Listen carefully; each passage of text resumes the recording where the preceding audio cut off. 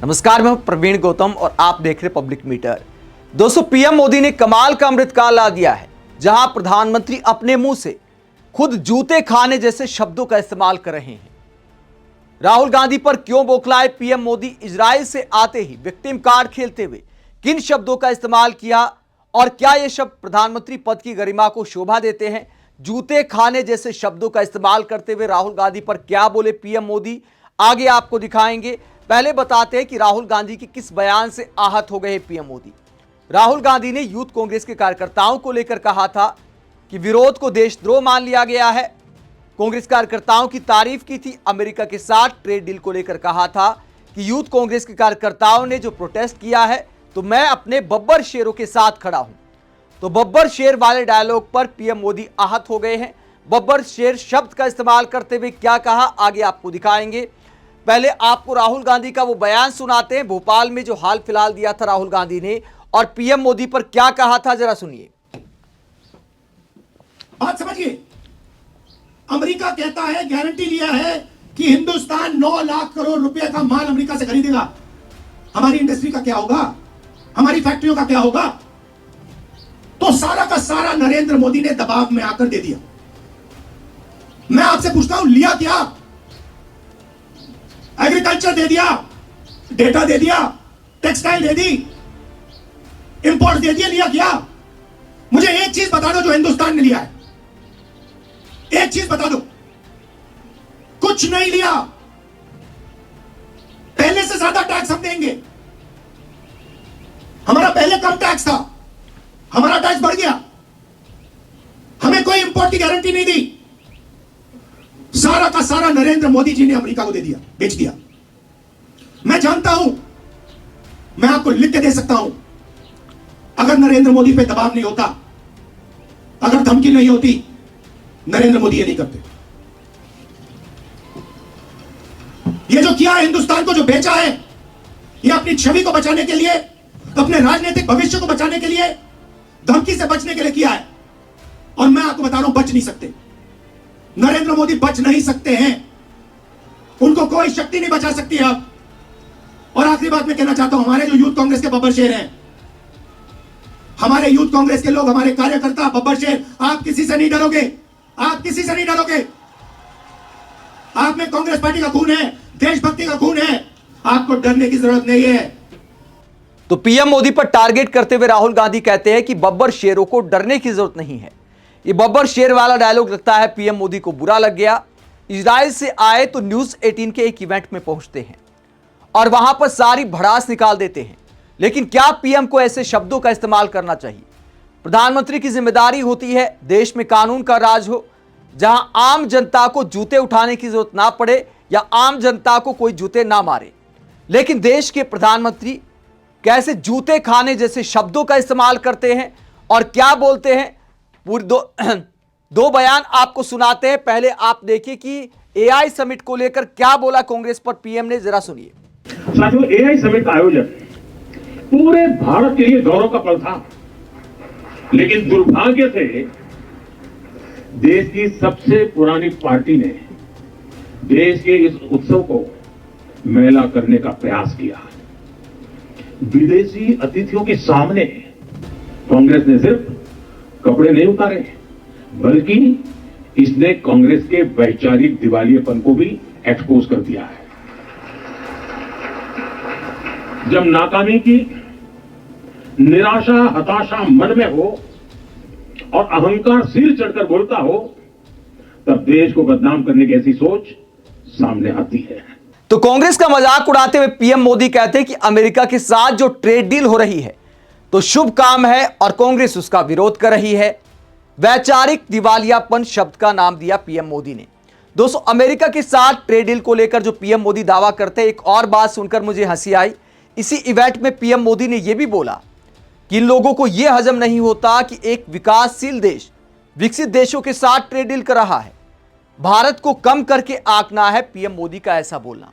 भारत दुनिया का सबसे बड़ा बाजार है और एक बाजार के तौर पर ही अमेरिका हमें देखता है। दुनिया के तमाम देश एक बाजार के तौर पर हमें देखते हैं। पीएम मोदी इसी को बड़ी बात मान रहे हैं कि देखिए, अमेरिका के साथ हम ट्रेड डील कर रहे हैं, हम धन्य हो गए। अपने आप को गरीब दिखा रहे हैं।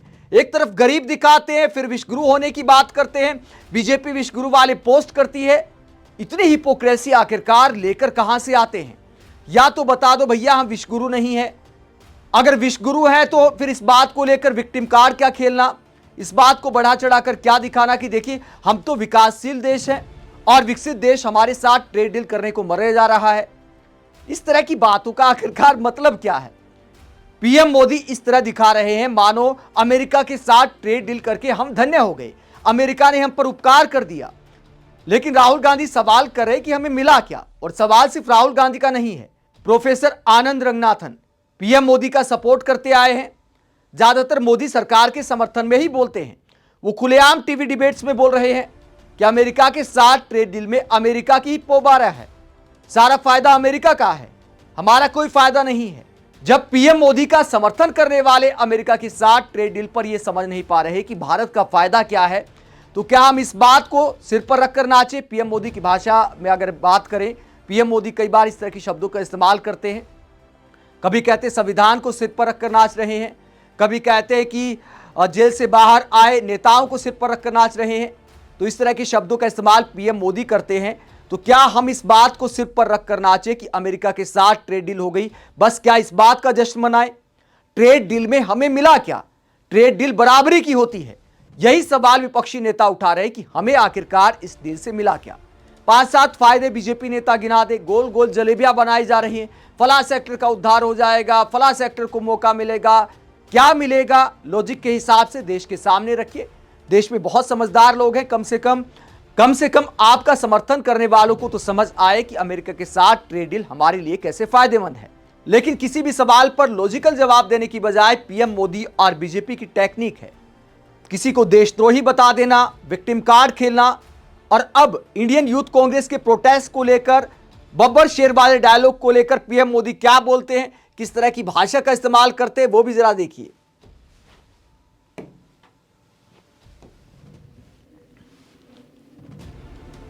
जिनके बब्बर शेर सामान्य नागरिकों के जूते खा करके भाग रहे थे,